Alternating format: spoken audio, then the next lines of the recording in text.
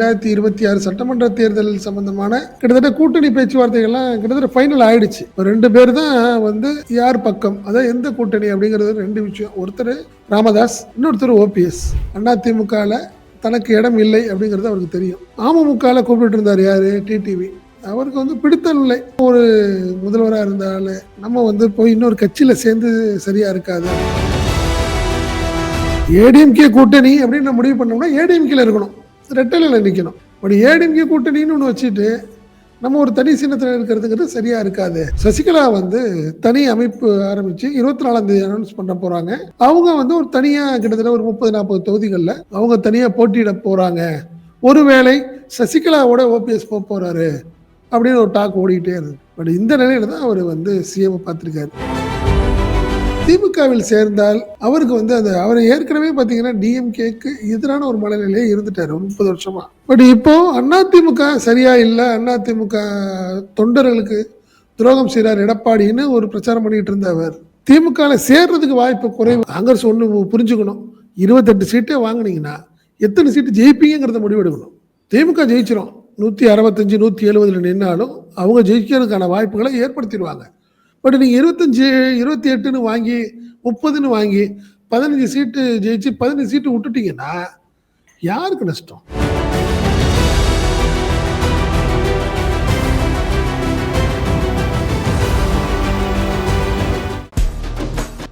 திராவிட நாயகர் மாண்புமிகு தமிழ்நாடு முதலமைச்சர் தளபதி அவர்களின் நல்லாசிகளுடன் கழக இளைஞர் அணி செயலாளர் மாண்புமிகு தமிழ்நாடு துணை முதலமைச்சர் நமது நம்பிக்கை நாயகர் திரு உதயநிதி ஸ்டாலின் அவர்கள் தலைமையேற்று சிறப்புரையாற்ற வரும் பிப்ரவரி 22 ஞாயிறு அன்று கோவை கருமத்தம்பட்டியில் நடைபெறும் திமுக இளைஞர் அணி மேற்கு மண்டல நிர்வாகிகள் சந்திப்பிற்கு அனைவரையும் அன்புடன் வரவேற்கும் வி செந்தில் பாலாஜி, கரூர் மாவட்ட கழக செயலாளர்.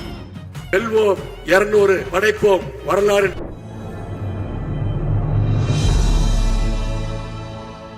ஈதமிழ் நியூஸ் நேயர்களுக்கு வணக்கம். இன்றைய சிறப்பு நேர்காணலில் நம்ம இணைந்திருப்பவர் ஈதமிழ் நியூஸ் ஆசிரியர் மற்றும் பத்திரிகையாளர் திரு செந்தில் சார். சார் வணக்கம்.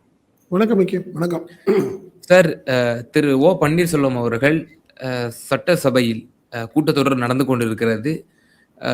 இந்த இருக்கக்கூடிய சமயத்திலே ஒரு பூங்கொத்துடன் மாண்பு முதலமைச்சர் மற்றும் துணை முதல்வர் இருவரையும் அவர் வந்து சந்தித்திருக்கிறார். சில நிமிடங்கள் அவர் வந்து பேசியிருக்கிறார். இது வந்து இந்த சந்திப்பு வந்து சற்று அந்நியப்பட்ட சந்திப்பாக இருக்கிறது என்று பலராலும் வந்து பார்க்கப்படுகிறது.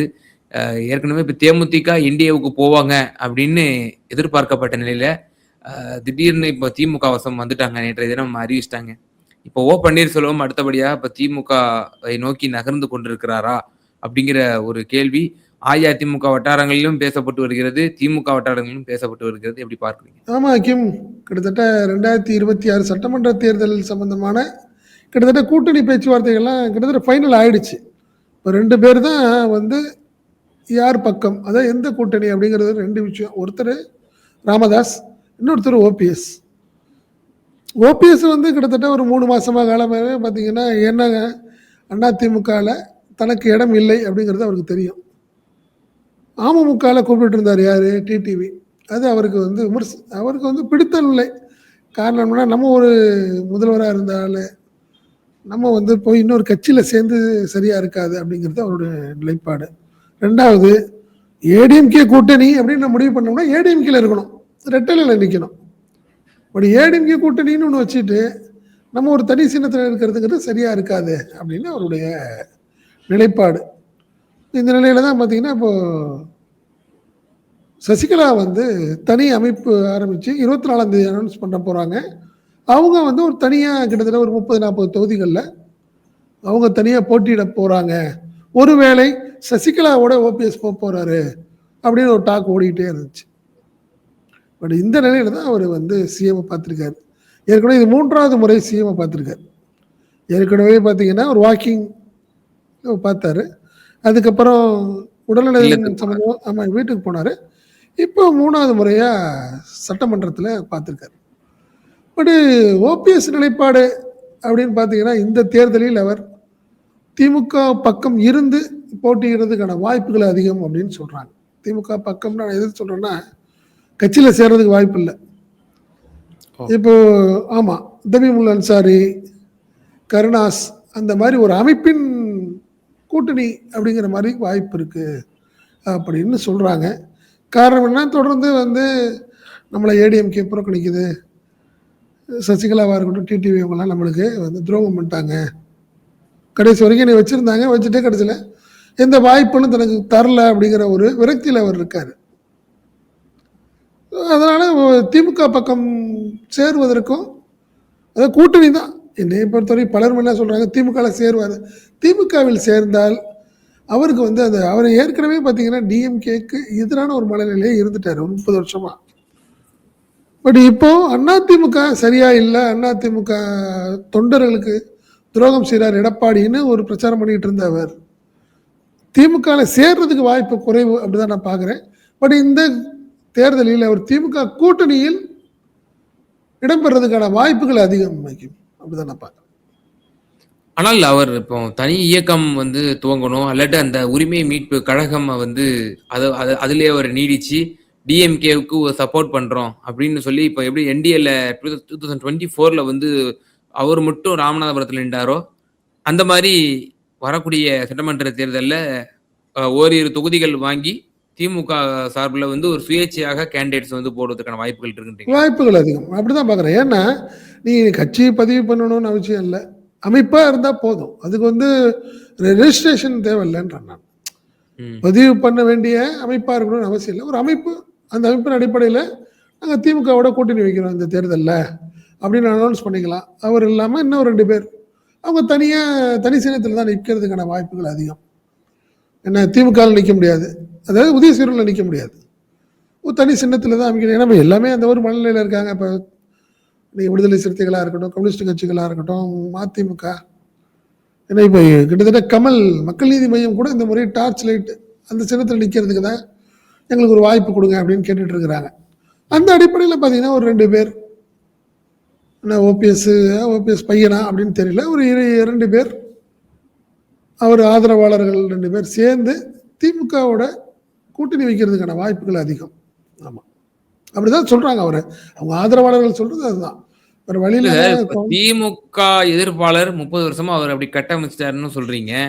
அதே திமுகவுக்கு அவர் கூட்டணியா வர்றாரு அப்படின்னா இவர் நிக்கக்கூடிய தொகுதியில வந்து எப்படி திமுக தொண்டர்கள் வந்து வேலை செய்வாங்க அப்படிங்கிற ஒரு கேள்வி இருக்குல்ல.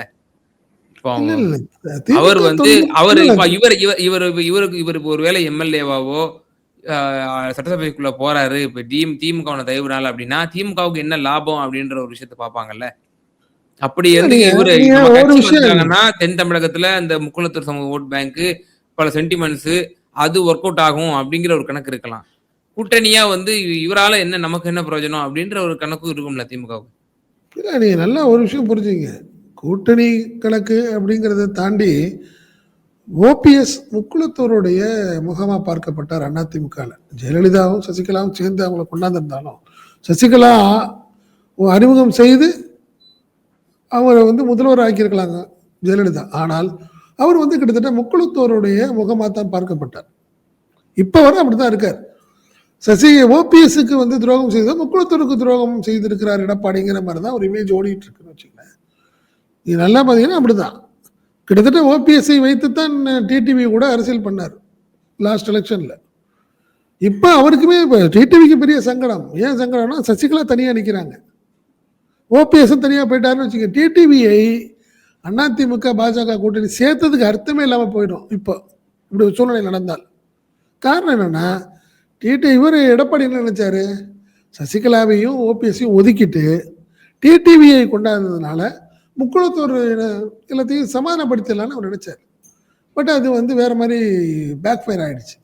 சசிகலா வேற மாதிரி கோவப்பட்டாங்க. அவங்க தனியாக ஒரு அமைப்போட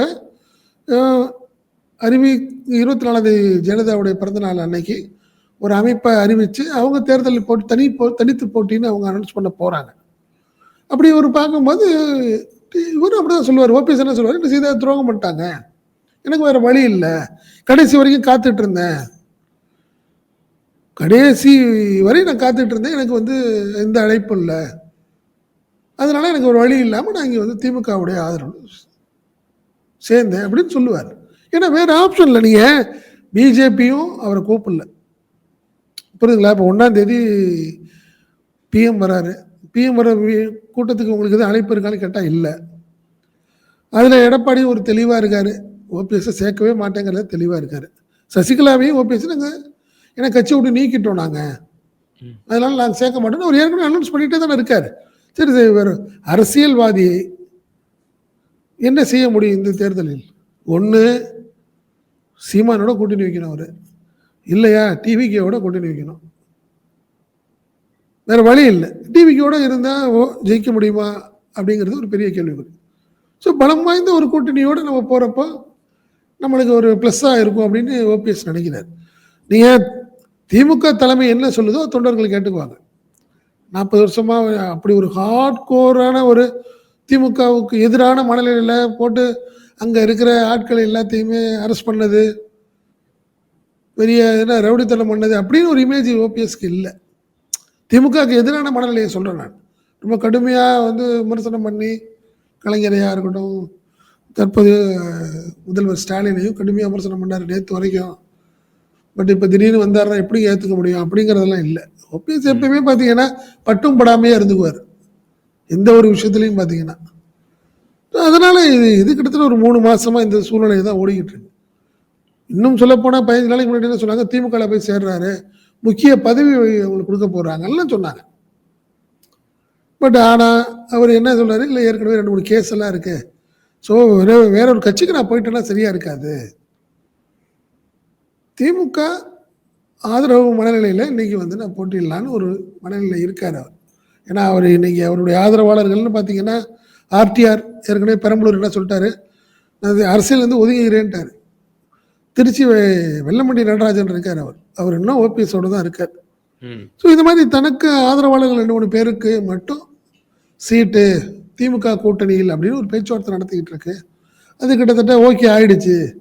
அதனால தான் இன்னைக்கு போய் ஓபிஎஸ் சிஎம் பார்த்தாரு அப்படின்னு ஒரு தகவல் சொல்றாங்க. இப்போ இவருக்கும் இப்போ 2-3 சீட்டு இப்போ கூடுதலாக ஒதுக்கணும். ஏற்கனவே எக்ஸிஸ்டிங் பார்ட்னர்ஸ் அதிகமாக கேட்குறாங்க. புதிய பார்ட்னர்ஸாக இப்போ மக்கள் நீதி மையமும் தேமுதிகவுக்கும் சீட்டை ஒதுக்கணும். தேமுதிக ராஜ்யசபா ப்ளஸ் சீட்ஸும் கணிசமாக கேட்பாங்க. விசிகாவுக்கு நிகராக தங்களை அவங்க கேட்பாங்க அப்படின்ற விஷயம் சொல்லப்படுது. ஏன்னா அஇஅதிமுகவில் பாமகவுக்கு நிகராக அவங்க கேட்டாங்க சீட்ஸு அப்படின்ற விஷயம் சொல்லப்பட்டுச்சு. இப்போ இங்கேயும் அதே ஈக்குவேஷன் தான். இப்போ விசிகாவுக்கு நிகராக எங்களுக்கும் கொடுங்க அப்படின்ற மாதிரி அவங்க கேட்பாங்கன்னு சொல்லப்படுது. பெரும் சவாலாக இருக்கும் போலயே. இல்லை, நீங்கள் கடந்த தேர்தலில் பார்த்தீங்கன்னா 177 சீட்டில் திமுக நின்றுச்சு. 173 கூட்டணி கட்சிகளோட சேர்த்து உதயசூரியன் சேர்ந்தது 14, சேர்த்து 188 பேர் போன தேர்தலில். 174 திமுக, அது இல்லாமல் 14, அதாவது உதயசூரியனில் நின்ன பேர் 14, அதோட சேர்த்து பார்த்தீங்கன்னா 188 தொகுதிகளில் திமுக நின்றுச்சு. திமுக சார்ந்த நின்னாங்கன்னு வச்சுங்களேன். பட் இந்த முறை திமுக அதுக்கு கொஞ்சம் தானும் விட்டு கொடுக்க வேண்டிய ஒரு மனநிலையில் இருக்கு. இப்போ நீ யாரு, கிட்டத்தட்ட விடுதலை சிறுத்தைகள் 6, கம்யூனிஸ்ட் 6, இந்த ஒரு சூழ்நிலையில் இருக்கும்போது அவங்கெல்லாம் 10 கேட்குறாங்க. அவங்க எல்லாத்துக்கும் 10 கொடுக்குமா கொடுக்காதான்னு தெரில. ஆனால் இந்த முறை திமுக கிட்டத்தட்ட 165, 168 இந்த மனநிலையில் அவங்களும் ஒரு 5-6 சீட்டு குறைச்சிக்கிறதுக்கு ஒரு மனநிலைக்கு வந்துட்டாங்க. ஏன்னா ஒரு நல்ல ஒரு ஸ்ட்ராங்கான ஒரு கூட்டணி, அதாவது 200+ அப்படின்னு முடிவு பண்ணி இருக்கும்போது நம்ம விட்டு கொடுக்கறதுல ஒன்றும் தப்பு இல்லை அப்படிங்கிறது திமுகவுடைய மனநிலை, சிஎம் உடைய மனநிலை அப்படி வந்துருச்சு. இப்போ அப்படி வந்துட்டு அவர் என்ன. ஸோ அது இந்த முறை திமுக ஆதரவு எம்எல்ஏக்கள், அதாவது உதயசூரியன் நிற்கிறவங்களையும் சேர்த்து போன முறை 188, இந்த முறை ஒரு 175 வச்சுக்கலாம் அப்படின்னு இருக்காங்க. அதே மாதிரி போன முறை பார்த்தீங்கன்னா ஐயுஎம்எல் 3 கொடுத்தாங்க, 3லையும் தோத்துட்டாங்க. ஸோ அந்த மாதிரி ஆட்களுக்கு 2 கொடுத்துடலாம். நான் விட்டு கொடுக்குறேன், ஒரு 10 சீட்டை நான் விட்டு கொடுக்குறேன், ஒரு 6-7 சீட்டை நான் விட்டு கொடுக்குறப்ப நீங்களும் விட்டு கொடுத்தா தான் நல்லா இருக்கும், அப்போதான் இந்த கூட்டணி ஸ்ட்ராங்காக இருக்கும் அப்படிங்கிற ஒரு மனநிலையில் இருக்காங்க. இன்னும் சொல்ல போனால் இப்போ இன்னொருத்தர் பேசிட்டே இருக்காரு, யாரு, ராமதாஸ் பேசிட்டே இருக்காரு, எனக்கு ஒரு 2-3 சீட்டாவது கொடுங்க அப்படிங்கிற ஒரு மனநிலையில் அவர் இருக்கார். இன்னும் திமுக ஆப்ஷன் அவர் விடலை. அவருக்கு ஒரே பிரச்சனை என்ன, திரும்ப ஒத்துக்கிட்டாருன்னா சரியா இருக்கணுங்கிற ஒரு மனநிலையில் அவங்க இருக்காங்க. ஸோ இந்த முறை திமுக கூட்டணி ஜெயிக்கும் அப்படிங்கிறதுனால எல்லாத்துடைய மனநிலையும் இப்படி மாறுது. இன்னும் சொல்றாங்க ஜான் பாண்டியன் வரப்போறாருன்றாங்க. ம். அவர் ஏற்கனவே பிரைம் மினிஸ்டர் கலந்துக்கிட்ட பொதுக்கூட்டத்திலே மீட்டிங்ல அவரு கலந்துக்கிட்டார். கலந்துக்கிட்டாரு. அவர் வந்து இல்ல திமுகவுக்கு வரப்போறாருன்னு அது ஒரு டாக் ஓடுதுன்னு வச்சுங்களேன். இப்படி ஒரு மனநிலை இருக்கப்ப திமுக கொஞ்சம் இறங்கி வருது. இல்லை பரவாயில்ல, நாங்களும் ஒரு 6-7 சீட்டை நாங்கள் குறைச்சிக்கிறோம் அந்த முறை அப்படின்னு இருக்காங்க. அதனால எனக்கு பொறுத்தவரை இது இந்த இந்த எல்லாமே ஒரு சிக்கல் வந்து காங்கிரஸுக்கு. அவங்க பண்ண பிரச்சனை தானே. சும்மா இருக்க முடியாமல் 25 சீட்டெல்லாம் கிடையாதுங்க, எங்களுக்கு 30-35ன்னு கேட்டாங்க. இந்த முறை அவங்களுக்கு வாய்ப்பு இல்லை, 25ன்னா இருப்பாங்க. ஸோ அதுதான் திமுக சொல்கிறது. இப்போ நான் விட்டு கொடுக்குறேங்க, 6-7 சீட் நான் விட்டு கொடுக்குறேன், உங்களுக்கு என்ன பிரச்சனை? இப்போ நாங்கள் அவங்க திமுக வந்து நான் 190ல் நிற்பேங்க, மற்ற எல்லாத்துக்கும் 2-2, 3-4 இல்லையே. அவங்களும் அந்த மனநிலையில் இருக்காங்க. 10 சீட்டு குறையிற அளவுக்கு இன்னைக்கு சிஎம் அந்த ஒரு மனநிலையில் இருக்காங்க. 175 இருக்கிறத 165ன்னு வந்துக்கிறோம், பரவாயில்ல அப்படிங்கிற மனநிலைக்கு அவங்க வரும்போது மற்றவங்களாம் விட்டு கொடுத்து தான் ஆகணும். அடமண்டா இருக்க முடியாது. ரெண்டாவது இப்போ ஒரு இமேஜ் வந்துருச்சு. இப்போ நேற்றெல்லாம் இந்த தேமுதிக வந்து ஒரு கூடுதல் பலம்னான்னு சொன்னாங்க கூட, திமுக கூட்டணி அப்படின்னு ஸ்ட்ராங் ஆகிட்ட மாதிரி ஒரு இமேஜ் வந்துருச்சு. அண்ணா திமுகவுக்கு ஒரு பெரிய ஒரு மைனஸாகவும் அவங்க எல்லாமே கிட்ட ஒரு சோர்வு வந்துட்டாங்கன்னு, சோர்வாயிட்டாங்க. இப்போ இன்னைக்கு கூட ஓபிஎஸ் திடீர்னு ஒரு முடிவு எடுத்தது கூட அது ஒரு காரணம். கிட்டத்தட்ட திமுக ஸ்ட்ராங் ஆயிடுச்சு, கிட்டத்தட்ட முடிவு பண்ணி கிட்டத்தட்ட ஃபைனலாக ஒரு ஸ்டேஜில் நம்மளை விட்டுட்டு போயிடுவாங்களோன்னு ஒரு பயத்தில் நீங்கள் வந்திருப்பார் அவர். அப்படி தான் நினைக்கிறேன் நான். அதிகபட்சம் அவர் எத்தனை கேட்க போகிறாரு? 2 இல்லை 3 அவர் ஆதரவாளர்கள், அவ்வளோதான். அவருக்கு 1, அவருக்கும் அவர் பையனுக்கும் இன்னும் 2, அவ்வளோதான். அப்படி தான் நினைப்பார். மற்றபடி வேற ஒன்றும் இருக்க வாய்ப்பு இல்லைன்னு தான் நினைக்கிறேன். பட் அதனால திமுக ஒன்றும் அதில் ஒரு பெரிய லெவலில் ஒன்றும் சங்கடமோ ஒரு குழப்பமோ இடம் இல்லை அப்படித்தான் நான் பார்க்குறேன். அந்தந்த தொகுதி பங்கீடின் போது ரொம்பவே கஷ்டமா இருக்கும். இப்போ ஒரே தொகுதியவே பல கட்சிகள் கேட்பாங்க. இப்போ தேனினா இப்போ ஓபிஎஸும் கேட்பாங்க, அவர் வந்து தனி சின்னத்தில் நிற்பார். இப்போ திமுகவும் அங்கே வந்து தங்கத்தமிழ்ச்சன் சார்பில் வந்து அவர் சில கேண்டிடேட் சொல்லலாம். இப்போ திமுகவுக்கும் ஓபிஎஸ்க்குமே அங்கே முரண் வரும். இப்போ பண்ருட்டி, கடலூர் போன்ற பகுதிகளில் தேமுதிக வந்து கேட்பாங்க. அதே விசிகாவும் அதே பகுதியில் ஸ்ட்ராங்கா இருக்கு. திமுகவும் உள்ளூர் திமுக கேட்பாங்க. இப்போ அதுல பல குழப்பங்கள் வராதா? அதெல்லாம் குழப்பம் இல்ல, குழப்பம்லாம் இருக்கதாங்க செய்யும், அதெல்லாம் மாற்றம் இல்லை. திமுகவுக்கு ஏற்கனவே ஆளுங்கட்சி எம்எல்ஏ இருக்கிறாங்க. அந்த சிட்டிங் எம்எல்ஏ சிட்டிங் சீட்டை கூட விட்டு கொடுக்க வேண்டிய மனநிலை திமுக வந்து வழி இல்லையே. நீங்க வெற்றிங்கிறது ஒரு முக்கியம் என்ன, ஒரு முக்கியமான கடுமையான போட்டி அப்படிங்கிற ஒரு சூழ்நிலையில விட்டு கொடுக்கறதுல வந்து டிடிவி சொன்ன மாதிரி தான், விட்டு கொடுப்பவர்கள் கெட்டு போவதில்லைன்னு சொல்லிக்க வேண்டியதா. அப்படி ஒரு பழமொழியை சொல்லி சமாதானப்படுத்திக்க வேண்டியதுதான்னு வச்சுங்களேன். வேற வழி இல்லைன்ற நான் அதான் சொல்றேன், வேற வழி இல்லை. நீங்க இல்லை இப்போ நீங்க இப்போ 6 சீட்டு வாங்கினீங்க, 4 தான் ஜெயிச்சிங்க. பட் இந்த மாதிரி 6 சீட்டும் 6 ஜெயிச்சிடலாங்கிறேன் நான். நீ அதற்கான ஒரு கட்டமைப்பு இப்போ வந்துருச்சு திமுக கூட்டணியில். சேர்ந்ததுனால வாக்கு இன்னும் குறைஞ்சிருச்சு. உங்களுக்கு 6 கொடுத்து 4 ஜெயிக்கிறத விட 6 கொடுத்து 5 இல்ல 6 கூட நீங்க 6க்கு 6 அப்படிங்கிற ஒரு மனநிலை உங்களுக்கான ஒரு வாய்ப்பு கிடைக்குது. அப்படி நீங்க அப்படி நினைச்சுக்கணும். அப்படிதான் நம்ம நினைச்சுக்கிட்டாதான். ஆனா இன்னொரு விஷயமா சொல்லப்படுது, அறிவாலய வட்டாரத்துல இருந்து எல்லாருக்கும் 6 கொடுத்துட்டு இருந்தோம். இவங்களுக்கும் முஸ்லீம் லீக், தமுமுக இவங்களுக்கெல்லாம் கூட 2 இல்ல 3 அப்படின்னு கொடுத்துருந்தோம். இப்போ முஸ்லீம் லீக் 3 வாங்கி 3மே தோத்துருச்சு. 2 கொடுக்குறோம் உங்களுக்கு, 2மே வலுவான இருக்கக்கூடிய திமுக வலுவா இருக்கக்கூடிய தொகுதியை தரோம் உங்களுக்கு, நாங்க உங்களை ஜெயிக்க வைக்கிறோம், 2 வாங்கிக்கங்க.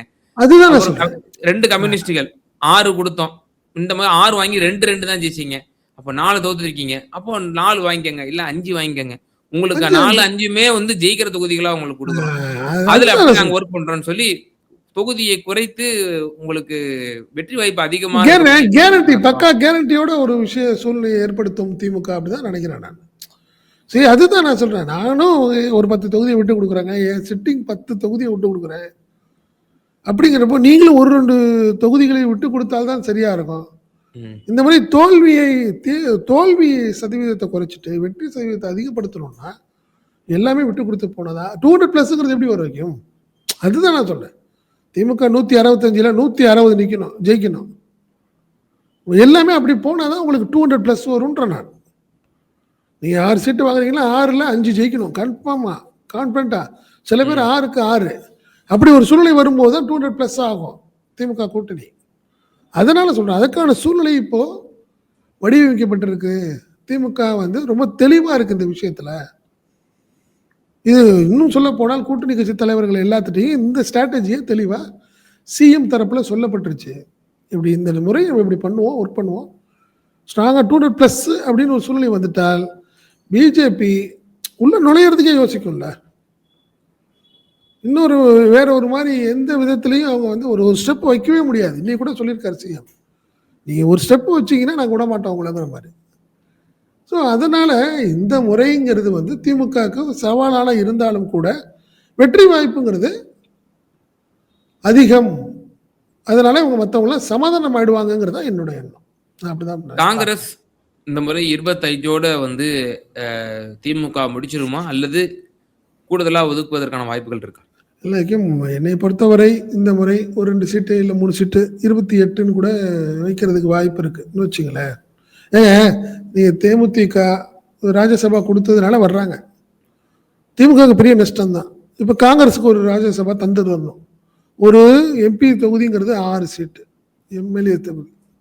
ஸோ இப்படி ஒரு மலையில் இருக்கவ ஒரு பெரிய கட்சி விட்டு கொடுக்குது, ஒரு ராஜ்யசபா 2 சீட்டு கொடுக்குது. ஒன்று தேமுதிக கொடுக்குது, அடுத்தது காங்கிரஸ் கொடுக்க போகுது.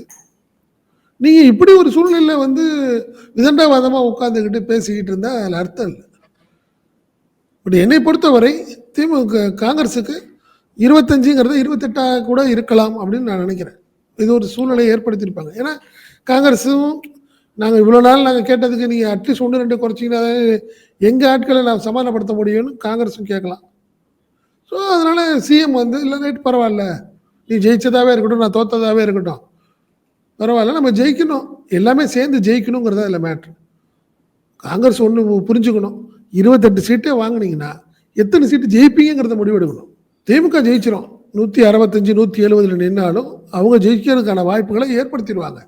பட் நீங்கள் 25 28ன்னு வாங்கி 30ன்னு வாங்கி 15 சீட்டு ஜெயிச்சு 15 சீட்டு விட்டுட்டீங்கன்னா யாருக்கு நஷ்டம்?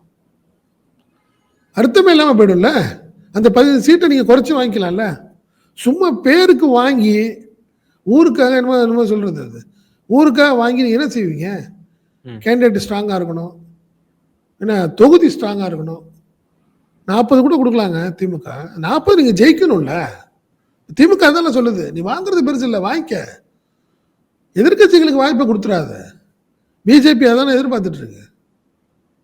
அதனால இந்த முறை அது காங்கிரஸாக இருக்கட்டும், தேமுதிகவாக இருக்கட்டும், என்ன திருமாவளவனாக இருக்கட்டும், எல்லாமே அந்த ஒரு விட்டு கொடுக்குற மனநிலை தான் இருக்கிற மாதிரி தான் நான் பார்க்குறேன்.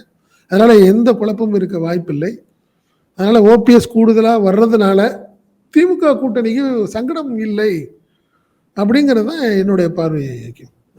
நிச்சயமா சார், ஓபிஎஸ் திரு மு.க. ஸ்டாலின் முதலமைச்சர் அவர்களை சந்தித்ததனுடைய பின்னணி மற்றும் புதிய கூட்டணி கட்சிகள் சீட்டு பகிர்வு இது சம்பந்தமாக டீட்டெயில்டாக உங்களுடைய கருத்துக்களை சொன்னீங்க. ரொம்ப நன்றி. நன்றி.